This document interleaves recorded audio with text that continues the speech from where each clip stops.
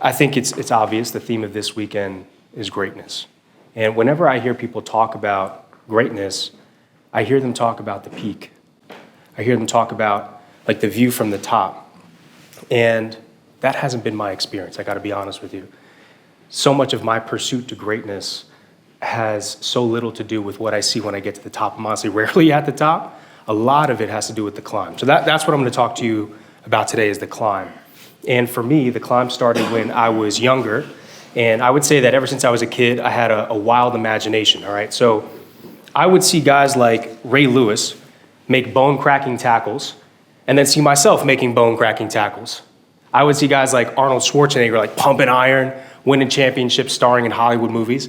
And I'd see myself pumping iron and winning championships and starring in Hollywood movies. And it's not that I put these guys on a pedestal, it's that I saw myself in them. You know, I genuinely thought I could conquer the world as they did. Truthfully, this kind of set the bar for me pretty soon. And I think each and every one of us might have someone, whether it's a parent, a role model, celebrity, could be an athlete, somebody at some point in our life acted as inspiration. And that set the bar for you. Well, this set the bar for me. So I know I'll never forget when I started playing American football. I love American football. I started playing football, and unfortunately, growing up in the Bronx, we don't have football teams because we didn't have football fields. Our recess yards were paved with concrete from end to end. All right, but when I went to middle school, I went to a school called Iona Grammar, which is a private Catholic school in the suburbs of New Rochelle. So I was lucky enough, my parents found the money to send me there to get a good education. And it was a weird balance because, I'm this young, scrappy kid from the Bronx, and here I am with guys that, dress in suits and stuff like that, and they got nice shoes and stuff, and unfortunately, Bronx mannerisms don't usually mix well. So I had a little bit of a learning curve, all right? But it's okay, I adapted pretty soon. So they had a football team because they had a football field. All right, so there I was, young, scrappy kid, first opportunity to not just be an athlete, but become the best athlete. I mean, again, remember, the bar is set high. We're talking about Ray Lewis. For those of you who don't know, he's basically a World of Fame guy, right? Or a Hall of Fame guy. So this is the bar. I'll never forget my first practice. I put pads on. I start leveling kids, like left and right. Tossing them like rag dolls. Being 5'5" as an adult male is very different than being 5'5" as a sixth grader. So I hit my growth spurt pretty early, all right? Unfortunately, it didn't continue on, but it's okay. It worked out in the weight room, but we'll talk about that. Soon enough, I realized this could be something. So for 3 years, I started on both sides of the ball, and I won all sorts of awards. I genuinely thought I was gonna be the next Ray Lewis. High school applications came around. Now, where I'm from, New York, New Jersey area, there's a lot of great programs. There's a lot of great programs all over the country, but Jersey in particular happens to be a powerhouse. So my mom, I remember she had on the computer, she said, hey, Gav, I want you to take a look at this school. It's called Don Bosco Prep. And Don Bosco Prep, at least at the time, still to today a little bit, but definitely at the time, absolute powerhouse. Back-to-back national champions. And this was the school that you would go to if you knew you wanted to go to D1 or really any top program to potentially go pro. So of course, naturally, I'm thinking like that this is it. I'm supposed to be Ray Lewis, so I have to go to Bosco, right?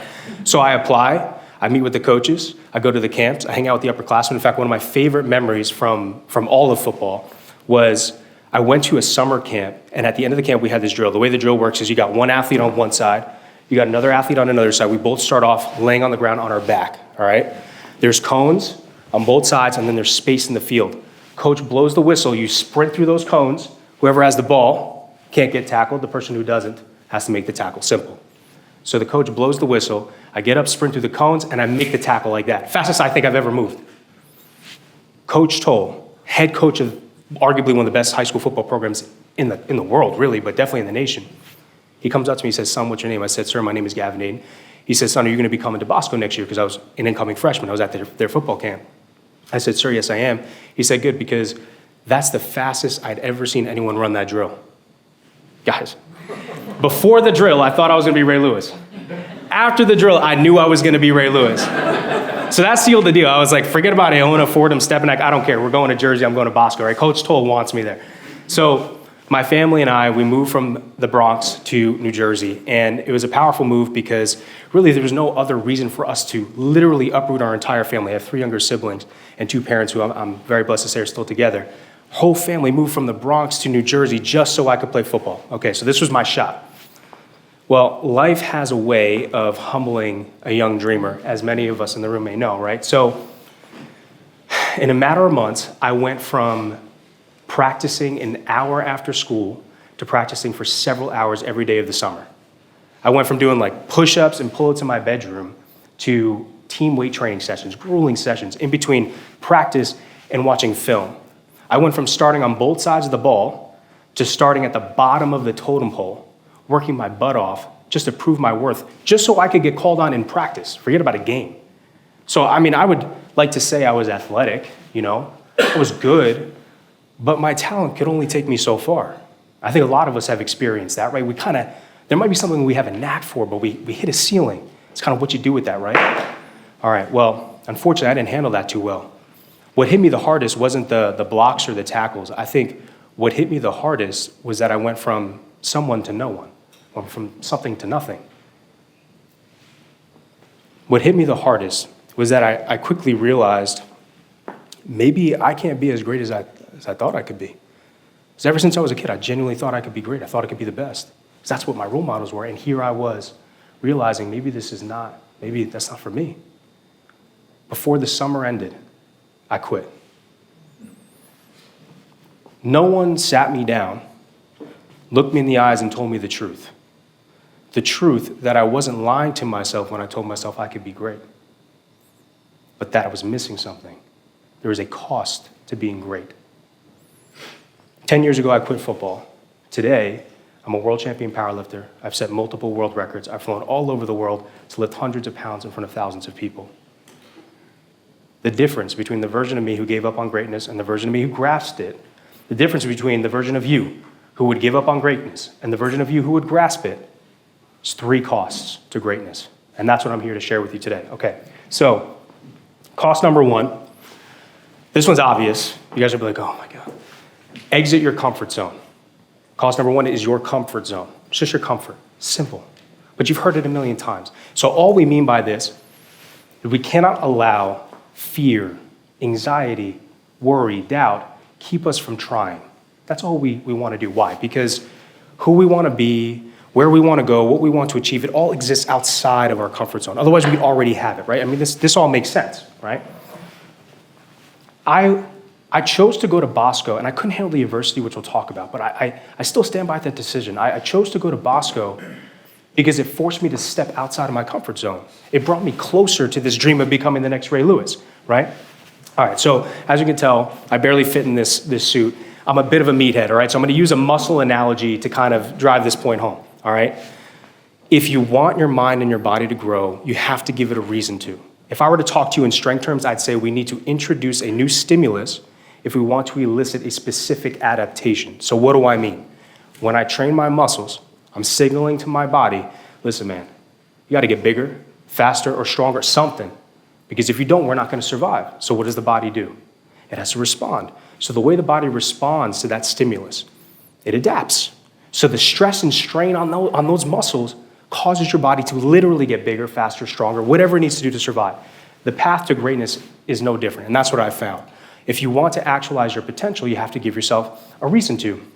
Now, I told you that when I was a kid, I was a big dreamer, genuinely thought I could be great. Some people thought it was delusion. I thought it was intuition. That's just my take. When I was 20 years old, though, I had to take a hard look in the mirror, and I realized I was anything but great. 20 years old, sophomore in college. I had just transferred from Manhattan College to Colgate. My grandmother was dying. Girlfriend of 4 years was cheating on me. Failed t-shirt business, which my parents put $4,000, $5,000, $6,000 into just to support their young son. Failed t-shirt business. No friends, just transferred. And a lot of dreams that were hopelessly out of reach. So this was like my rock bottom. As a 20-year-old kid, this was my rock bottom. Now for you guys, it may look different. It might be filing for bankruptcy, might be getting fired from work, might be losing a loved one. We all had our fair share of these rock bottoms, but this was my rock bottom. The one constant though, the one positive was the gym, as you can tell, right? The one constant was the gym. I knew that if I went to the gym to train, I could get results, period. If I put my blood, sweat, and tears into this craft, it's tangible, it's physical. I can get something out of it. No one else can tell me any different. There's something beautiful about that. So one night, I go to the gym. And by this point, I've been training for like 7 years or so. So for me, like the gym is like a second home. It really was like an escape from everything. I go to the gym after class, and I'm feeling kind of down, whatever, but I'm excited to go to the gym, right, to escape all this stuff. I go to the gym, I'll never forget how I felt. I walk into the gym, and I felt like a stranger. The one place that was supposed to feel like home felt foreign. I'll never forget, I finished my session, I walk back to the wooden benches, they're just outside the boys' locker room. I sit down, let out a deep sigh, throw my head back, and I'm tired, man. I'm not even tired, I'm tired of being tired. I was exhausted from being average because, again, my thought was, I have this greatness within me. I was born to be great, right? I see people who are great, and yet here I am, incredibly below average. And that's a hard truth. I've heard people say, like, oh, you can't talk to yourself like that. It's like, no, that's the truth. I love myself, so I have to hold myself accountable. That was the truth. I was below average. Something had to change. I left the gym, walked back to my car. I'm getting slammed in the face by ice, sleet, hail, all of it, because it's extremely cold in upstate New York. I reach my car, open the door, I get in, close the door, but I don't turn it on. I like to soak in the suffering a little bit. I'm sitting there, and I'm thinking to myself, something had to change.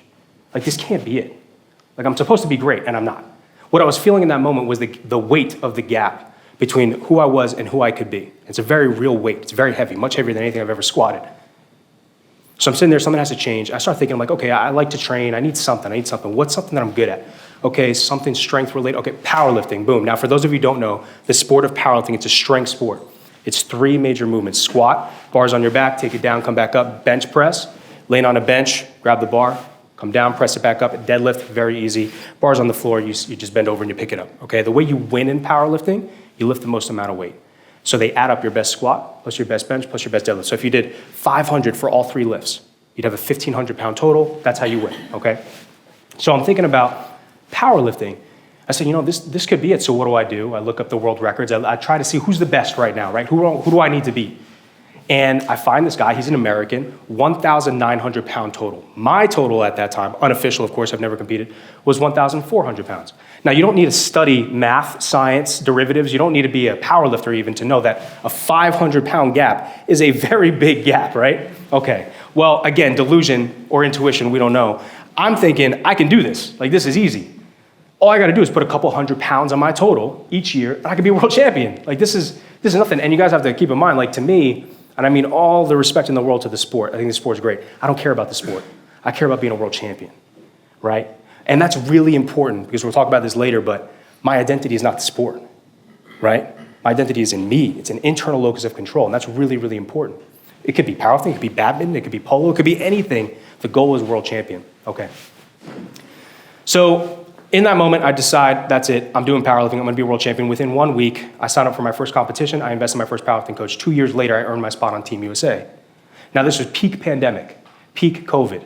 People were afraid to go down the street to their grocery store, let alone fly across the world to compete in Sweden, all right? And rightfully so, I mean, it was a dangerous time, we didn't really know what was going on.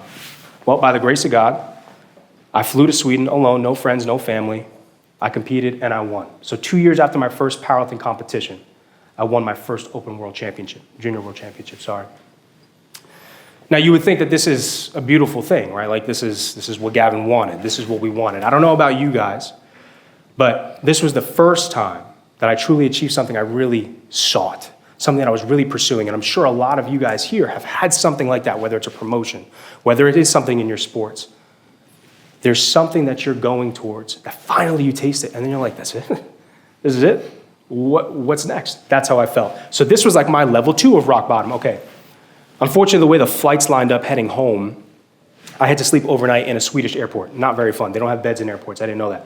So I'm sitting there in a booth, people walking by, bright lights, and of course, my mom snuck in a Bible. I did not read the Bible, especially at that time.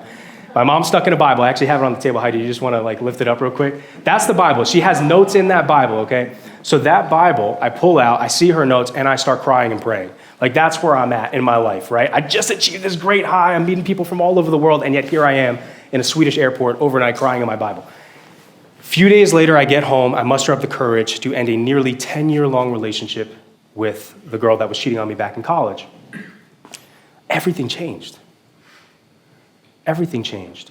If I hadn't decided to become an open world champion, to become a world champion in general, I would have never given myself the opportunity to do so. If I had not moved with force in the face of fear, I would have never flown to Sweden and be here standing, telling you the tale of it. If I had not left my comfort zone, I would not have left an incredibly unhealthy relationship filled with lies and deceit and betrayal. I mean, that's just my side, of course. The point is we have to leave our comfort zone. Now, I'm going to be honest with you. I kind of learned this the hard way. We have an innate desire for safety and security, and that innate desire keeps us from success and prosperity.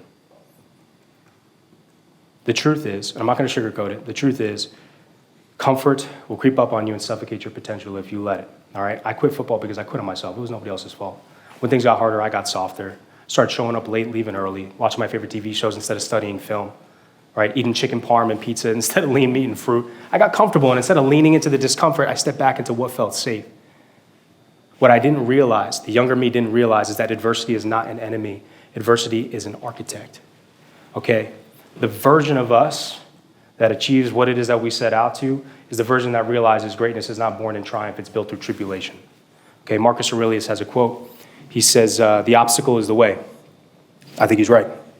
James 1:2-4. Consider it pure joy, my brothers and sisters, when you face trials of many kinds. When you face trials of many kinds, the testing of your faith will produce perseverance. Let that perseverance work in you so that you may be mature and complete, not lacking anything. That is not something I would have quoted to you back when I competed in Sweden, that's for sure. Unfortunately, we have to make a choice. We have to make a choice in terms of how we embrace adversity. And that is the defining trait. In 2022, I flew to Sun City, South Africa to compete in a world championship. 20 hours of flying. I get there, check in, a native species of vervet monkeys, this is a true story. Vervet monkeys, these little gray things, break into my room through the window. They ransack all my stuff. My clothes are everywhere. They drank my Gatorade. They ate my melatonin gummies. They ate my pre-workout, my rice, my candy, everything. It's crazy. The $500 portable sauna I brought with me, because it's a weight class sport, you got to sweat. Broken. Didn't even work. Honestly, it's my fault. I didn't bring a converter. Still, didn't work. Day of the meet, I have to squat 733 pounds. Not only would this be a world record that time, but it would also be what I need to win the meet. Remember that in powerlifting, it's your heaviest plus your heaviest plus your heaviest. I needed this. Okay. I get under the weight, unrack it. Yes, it's heavy, but I'm strong, I can do it. So I walk it out, and I take it down, I grind back up, I bring it back in. We get it on strength, but I didn't go deep enough, because in powerlifting, your squats have to go below parallel, so hip below the knee crease. So we didn't get it. That cost me the championship. I lost a championship, a whole world championship. After 20 hours of traveling, my family was at a whole thing, all because of that mistake. And I'm kind of down on my luck, right? I'm thinking about it. A good friend of mine comes up to me. He says, Gavin, I'm proud of you. I said, proud of what? He says, circumstances don't make the man. They reveal him to himself. Adversity is an architect, guys. It's that simple. Okay, so my question to you, before we move on to the second point here, my question to you is, what decision are you not making? Which person are you not talking to? What opportunity are you not seizing? Which path are you not exploring? That's a big one. That is keeping you from closing that gap between who you are and who you're meant to be. Okay, very simple. Point number 2, less bleak. We'll get through this a little bit faster. Your habits. Cost of greatness, your habits. Okay, so we have your comfort, and now we have your habits. Now, I would say your habits are the daily do's and daily don'ts that ultimately define your reality, right? Now, the goal here, just to kind of give you some context, the goal here is to think about this as it's a shift. You want to shift from outcome to identity. So what do I mean? I don't think you become great by winning. I think you win because you become great. So the goal here is to become the type of person that does X, the type of person that achieves X. If you want to run a sub 3-hour marathon, what would the type of person who can run a sub 3-hour marathon do? Let's talk about it, right? So maybe they average 20 to 30 miles a week. Maybe they spend all day Sunday meal prepping. Maybe they make sure no matter what, lights out at 7 p.m. and they're up at 5 a.m., right? That's the type of person. So you start thinking to yourself like, man, I don't do that, I don't do that, I don't do that. Grace plays soccer and she runs a lot. I don't do that, right? So I got to start thinking about that, right? If I want to start playing soccer. The idea here is we become that type of person. Now, the best way that I found to think about this, especially because I find that people get lost when they climb that peak, right? When you're climbing the mountain, it's easy to get lost. You got trees, debris, scary animals, right? It's a lot, and I get it. So the best way I found to think about it, your reality is essentially the sum of your daily or weekly habits compounded over time. All we have to do is ruthlessly audit. And I know people kind of get a little scared when I mention the word like IRS, right? But the idea is to ruthlessly audit yourself. What are you doing every single day? And is it getting you closer to where you want to go? It's that simple, but we have to audit it. I'm going to give you a thought experiment later on.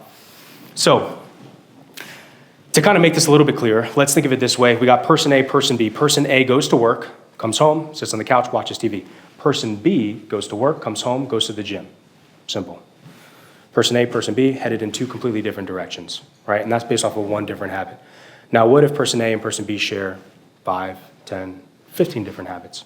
Let's take it to level 2. What if person A has 15 negative habits, person B has 15 positive ones? Not only are they headed in completely different directions, person A is headed to a pretty terrifying place pretty fast. Person B is at least making progress. See, we really have to think about, are we person A or are we person B? Right? I mean, that's really important. Why? Thoughts lead to action. Action leads to reality. Want to change your reality? Change your thoughts. First step to solving a problem is to recognizing that there is one, right? You have to recognize that there is a problem. So now what? You just audit yourself. You just think to yourself, like, well, what am I doing that's messing me up? Because remember, inputs have to equal outputs, and this is a big piece here. Your inputs have to equal outputs. If you want to change your output, you must change your input. This means that success is a byproduct of good systems. Okay, so our job is to create and implement quality systems that get us the results we want. I think it was an American economist, his name was Edward Demings. He said, systems are perfectly designed to get the results that they get. And that hurts, because then you realize, this is my fault. But the good news is, this is my fault, so I can do something about it, right? Okay. A little bit of like a more lighthearted example here. Social media. When I started powerlifting, I started social media. And I started social media because I want to be a successful entrepreneur. I want to own businesses. I want to do all that stuff, right? And I knew I needed a way to market and advertise myself properly. Social media seemed to be the best avenue to do that. Okay.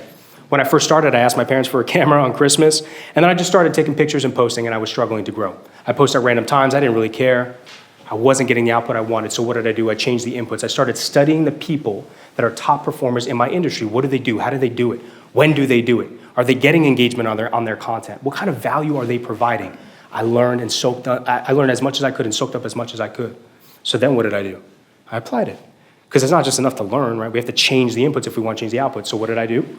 I started, when I went to the gym, I had an entire, I call it like a pre-production formula. I had a whole script. I mean, I was that guy. I would literally pull up to the gym with like a notebook, open it up, I had my camera, my tripod, I had these mics and stuff. Instead of posting randomly, I had a content schedule. Why? Because that's what the top performers did. Before I knew it, I saw growth. 6 years ago, I started social media. Today, I have close to 600,000 followers across platforms. Now, I'm not saying that that's a big number, because there's people with 6 million. The point is that the system works, right? So if we're not getting the output we want, we gotta change something. We gotta change the inputs, right? And so the thought experiment I have for you, kind of referring to what I was talking about earlier, the thought experiment I have for you, I want you to track everything you do in a day for a week, all right? Multiply it by 52, and then multiply that by 5, all right? Essentially, we wanna know where we're gonna be at in 5 years. I think 5 years is a healthy amount of time to make real progress in a real profession. I think a lot of people would agree, right? It takes time, right? You can't just expect to plant a seed and pop out an oak tree overnight. It takes time, but we need to make sure that when we plant that seed, we water it, that it's gonna become an oak tree. Otherwise, we're wasting a lot of time. So that's the thought experiment. Now, I don't want to scare you guys, but I need to kind of kick you into gear, and I want to use myself as an example, all right? Because I've learned the hard way that cost number 2 is extremely important. Remember, there's only 3. Cost number 2 is really, really important. 2024, I competed in a national championship. It was 5-week turnaround from a competition I did in the UK, in Sheffield. It's like 3 to 4 hours north of London. And in powerlifting, it's really tough to do fast turnarounds. Okay, it's really difficult because your body can only do so much. You're lifting a lot of weight. I have to water cut. I'm kind of chubby. I'm kind of fat. So I have big water cuts. It's a little dangerous. It freaks my mom out. But anyway, 5-week turnaround. It's really fast, all right? It makes things a little complicated. Week of the meet, I have to cut 13 pounds of water basically overnight. We weigh in 2 hours before the competition. The goal is to make weight and then rehydrate as fast as you can and go compete, okay? So my sodium and water manipulation, which is a usual tactic we use, didn't work. The other tactic we can use is sweating. Just sweating and spitting, literally Jolly Ranchers and gum and just spit into a bottle. It's kind of gross.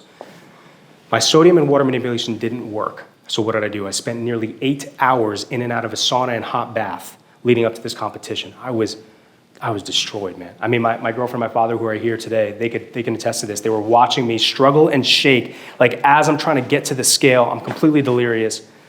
Unfortunately, it was all in vain. I went to weigh in and I missed weight. So this meant that I completely missed my opportunity to even compete. I can compete as a guest lifter, which I did, but it doesn't mean anything. Nothing counts, right? So I missed my opportunity, not just to represent Team USA, but to make up for what happened in South Africa when I lost in that world championship. Was it somebody else's fault? No. It's my own habits. Like, that's what it came down to. I was not on top of my food. Think about how simple that is.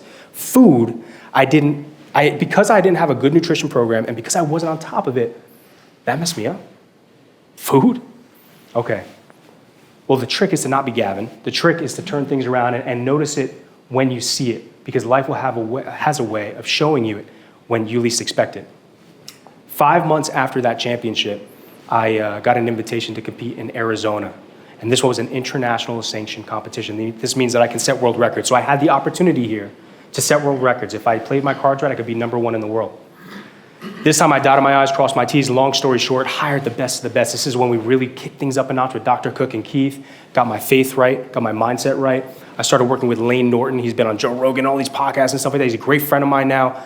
He's a world-renowned nutrition guy. I had everything covered. Okay, week of the meet comes. Guys, I'm not even, like figuratively and literally not even sweating. Day of the meet comes. I weigh in. I was a pound light, which is great. Didn't even have to sweat. Everything was locked in. What changed? That's 5 months. That's really not that much time. What changed? All I did was change my inputs.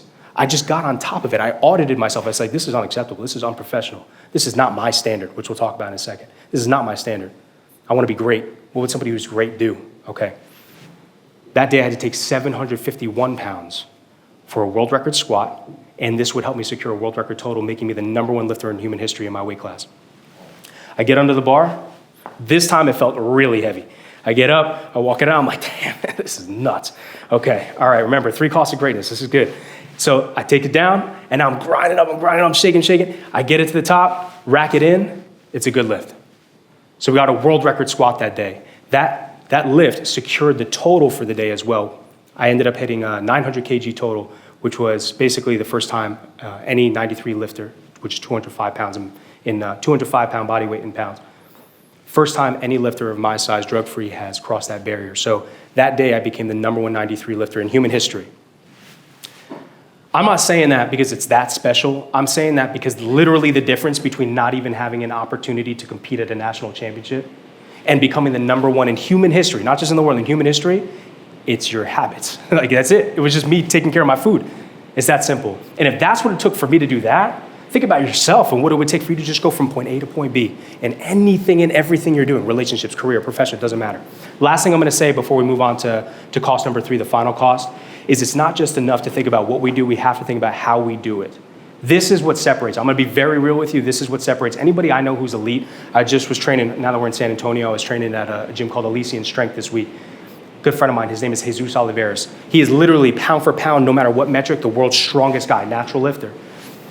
Famous guy, good friend of mine. We've been kind of growing up through powerlifting together, and we talk about this a lot. Anybody can get under the bar and squat, right? But it's how you do it. Do you execute every single time, 110%?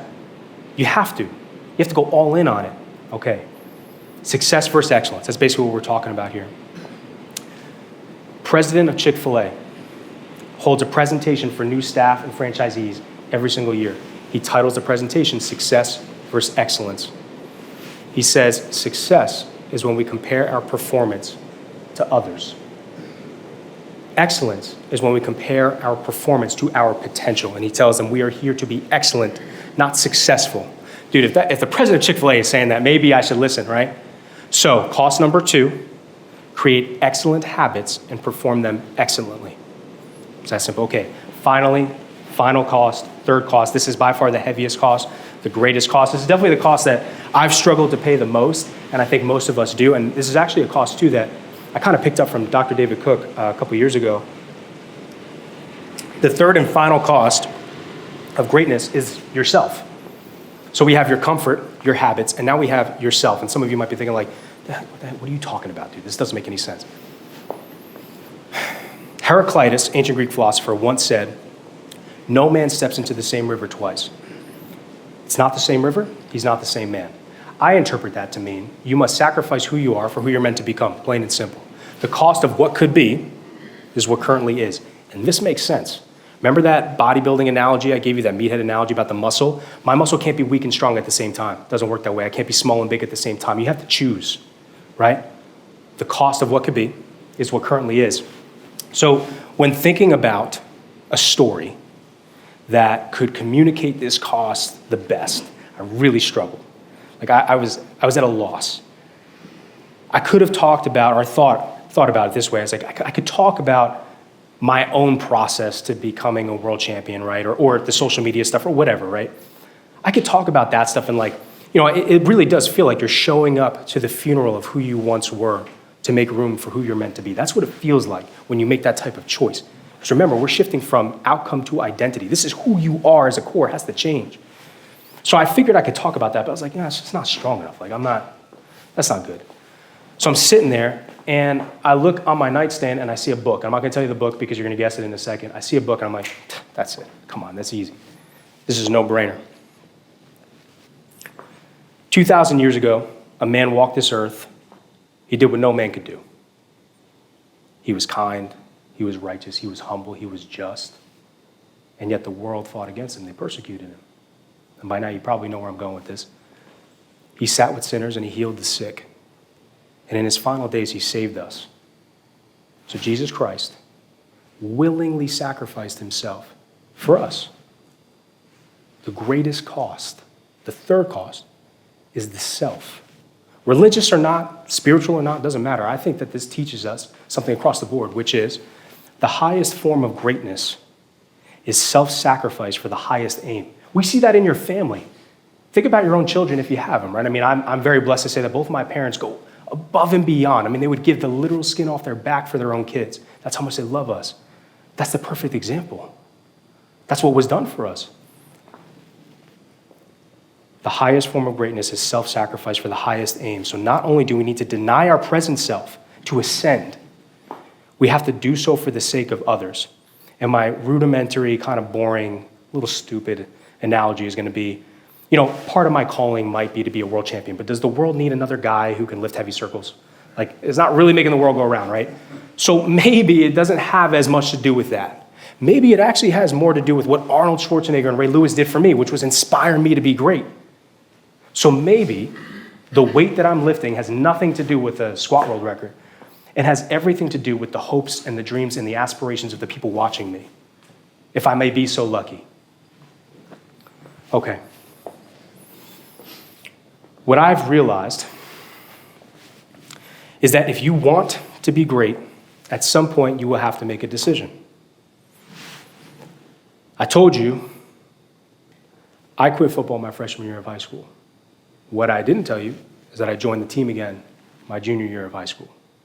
Now, I wish I could tell you I had this crazy comeback story and I'd just became an all-star. That did not happen. I played in one varsity game, didn't start. I played in a couple JV games, and that was it. 2 years out of the game was unfortunately, it was almost like a new language. But what's important is that I finished the season. That sounds kind of trivial, but it's important. From start to finish, I showed up to every practice. I made sure I was at every single game, of course, every team weight training session. I was there for everything, from start to finish. It was a way of tying loose ends. Why? I had to literally kill off the pieces of myself that thought quitting was okay, because that could not exist with somebody who wanted to be a champion. That had to happen. It's not even about winning or losing. Remember, it's not about the outcome. We shifted from that. It's about who we are. I am the type of person who keeps going no matter what. When I signed that contract, if you're going to take the island, burn the boats, it's that. And some people think it's extreme. That's fine. I'm going to be honest with you. The only way I found it possible to achieve any form of greatness is to be that way, period. You just can't half-ass it, at least from what I've experienced. When God anointed David to be king, he planted that seed. We knew he was going to be king, and yet he sent him into the wilderness for 13 years. They say God has a funny sense of humor. 13 years of constant hardship and hiding in caves. But why? Because it was character building. It needed to happen. David the boy needed to die to make room for David the king. Why does that matter? Because the weight of a king's crown has nothing to do with the metal on his head. It's the people in his kingdom. And I think, just my 2 cents, I think we want, myself included, we want the crown, not the crucifix. We want the monument, not the misery. There's a very big difference.